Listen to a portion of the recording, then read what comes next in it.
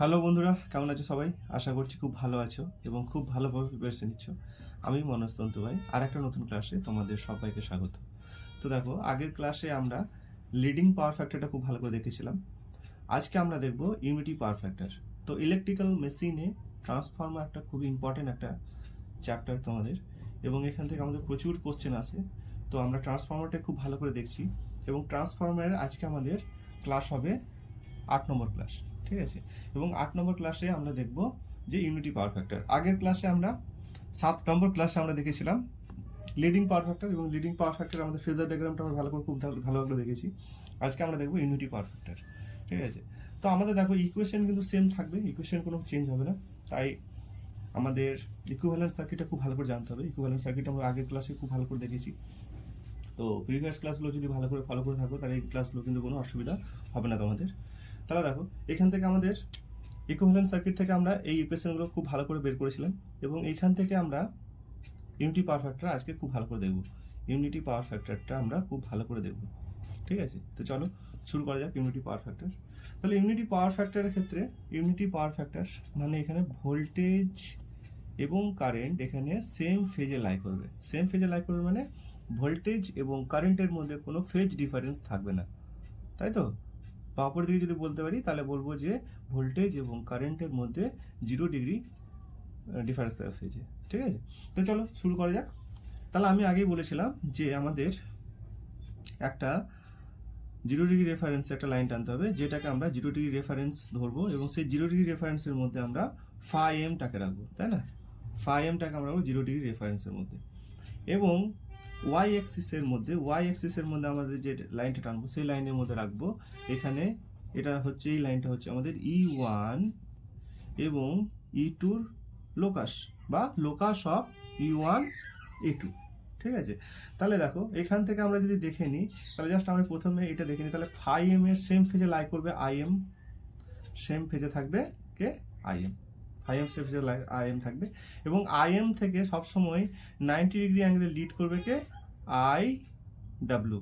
তাহলে I ডাব্লিউটা 90 degree অ্যাঙ্গেলে lead করবে, এবং আই ডাব্লিউ এবং আই এম এর মধ্যে যে ফেজ যে তোমার রেজাল্টেন্টটা হবে, সেই রেজাল্টেন্টটাকে আমরা বলবো আই নট।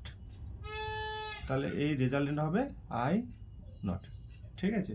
তাহলে আই নট পেয়ে গেলাম আমরা এখানে। এবার দেখো, ই টু থেকে ভি টুটা সবসময় ল্যাগ করে। তাহলে ল্যাগ করা মানে আমি ধরে নিলাম যে এদিকে ল্যাগ করছে, এটা হচ্ছে তোমার V2। এবং আমি বলেছি যে ভোল্টেজ এবং কারেন্ট ইউনিটি পাওয়ার ফ্যাক্টরে সেম ফেজে থাকে, তাই না? সেম ফেজে থাকে মানে আমাদের এই V2 এর সঙ্গেই I2টা থাকবে, তাই না? V2 এর সঙ্গেই কি থাকবে? I2টা থাকবে। তাহলে I2টা আমাদের এখানে সেম ফেজে থাকবে, I2টা সেম ফেজে থাকবে। ওকে, তাহলে দেখো দেখে নাও। তাহলে V2, তাহলে I2 R2টা কি হবে? I2 R2টা I2 এর সাথে প্যারালালে থাকবে, এবং সেটা V2 মান থেকে বেরোবে, মানে আমাদের সেম ফেজেই থাকবে। কে থাকবে? এটা হবে I2 R2, ঠিক আছে? তাহলে I2 R2টা আমাদের দেখো একটা লাইনের মধ্যেই পেলাম। তাহলে V2 I2 এবং I2 R2 আমরা ইউনিটি পাওয়ার ফ্যাক্টরের জন্য আমাদের সেম ফেজে লাই করবে, এদের মধ্যে কোনো ফেজ ডিফারেন্স থাকবে না। এবং দেখো, I2 R2 থেকে 90 ডিগ্রি অ্যাঙ্গেলে লিড করবে কে I2 X2।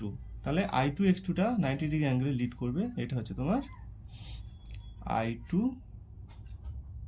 X2, ঠিক আছে? তাহলে I2 X2টা 90 ডিগ্রি অ্যাঙ্গেলে লিড করছে, এবং এইখান থেকে একটা যে আমরা পাবো সেটাকে আমরা ইম্পিডেন্সটা পাবো, সেই ইম্পিডেন্সটাকে আমরা বলবো I2 Z2, তাই না? I2 Z2 হচ্ছে তাদের ইম্পিডেন্স। ওকে, তাহলে এখানে আমরা পেয়ে গেলাম I2, মানে এই ইকুয়েশনটা আমাদের এখানে কমপ্লিট হলো, ইকুয়েশনটা কমপ্লিট হলো। এরপরে দেখো, আমরা জানি যে I2-র অপোজিট, ইকুয়াল অ্যান্ড অপোজিট কে হয় I2 ড্যাশ। তাহলে আমাদের I2 ড্যাশটা আমাদের কোথাও না কোথাও এদিকে থাকবে, ঠিক আছে? তাহলে I2 ড্যাশটা যখন আমি ধরে নিলাম যে I2 ড্যাশটা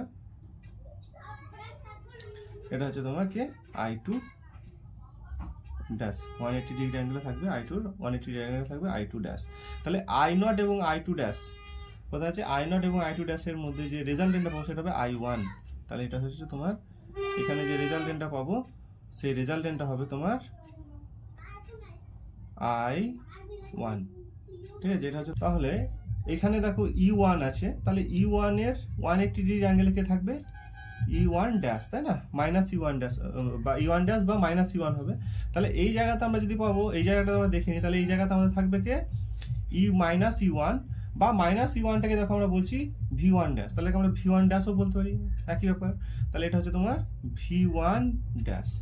তাহলে V1 ড্যাশ যদি আমরা পেয়ে যাই, তাহলে V1 ড্যাশ এখানে I1 R1টা কোথায় হবে দেখো, I1 এর প্যারালালে হবে এবং V1 ড্যাশের মাথা থেকে বেরোবে I1 R1, I1 এর প্যারালাল। তাহলে I1 এর প্যারালাল কোনটা হবে, I1 এর প্যারালাল হবে এটা, এবং এটা হবে তোমার I1 R1।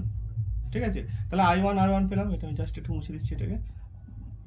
তাহলে এখানে I1 R1 পেয়েছি, এবং I1 R1 থেকে I1 X1টা কি হবে, 90 ডিগ্রি অ্যাঙ্গেলে লিড করবে, এবং তার যে লাইনটা হবে সেটা হবে এটা, এটা হবে। তাহলে এটা আমরা কি বলবো, এটা বলবো যে I1 X1। এটা I1 X1 পেলাম, এবং দেখো ফাইনালি আমাদের যে এদের যে রেজাল্টেন্টটা হবে, এদের যে রেজাল্টেন্ট সেটা হবে কি V1। তাহলে V1টা আমাদের এখান থেকে আসবে, V1টা হবে এইটা হচ্ছে তোমার V1। ঠিক আছে, তাহলে দেখো আমরা V1টাও পেয়ে গেলাম। তাহলে V1 এবং এখানে দেখো I1, তাহলে V1 এবং I1 এর মধ্যে যে অ্যাঙ্গেলটা হবে সেটাকে আমরা বলবো φ1। এবং এখানে দেখো V2 এবং I2 তো সেম ফেজে লাই করছে ইউনিটি পাওয়ার ফ্যাক্টর হওয়ার জন্য। ঠিক আছে, তাহলে এই হচ্ছে আমাদের ইউনিটি পাওয়ার ফ্যাক্টরের ফেজার ডায়াগ্রাম ট্রান্সফরমারের। ঠিক আছে, ভেরি ইম্পর্টেন্ট।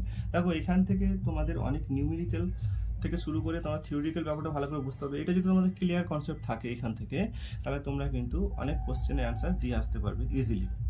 ওকে, তাহলে এই হলো আমাদের leading power factor, lagging power factor এবং ইউনিটি পাওয়ার ফ্যাক্টরের ফেজার ডায়াগ্রাম, যেটা আমাদের কোথা থেকে আসছে, যেটা আমাদের তোমার ইকুইভ্যালেন্ট সার্কিট থেকে আসছে। ইকুইভ্যালেন্ট সার্কিট থেকে আমরা এই ইকুয়েশনগুলো ড্র করেছি, এবং এই ইকুয়েশনগুলো থেকে কিন্তু আমরা এই পাওয়ার ফ্যাক্টরগুলোকে বের করতে পারছি।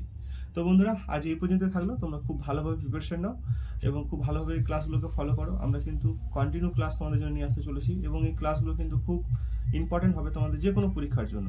তো স্টেপ বাই স্টেপ তোমরা দেখে যাও, তোমরা কিন্তু সব কিছু একসাথে পেয়ে যাবে, কোনো কিছু বাদ যাবে না। ঠিক আছে, তো চলো এর পরের দিন আমরা আরও নতুন কিছু দেখতে চলেছি ট্রান্সফরমারের।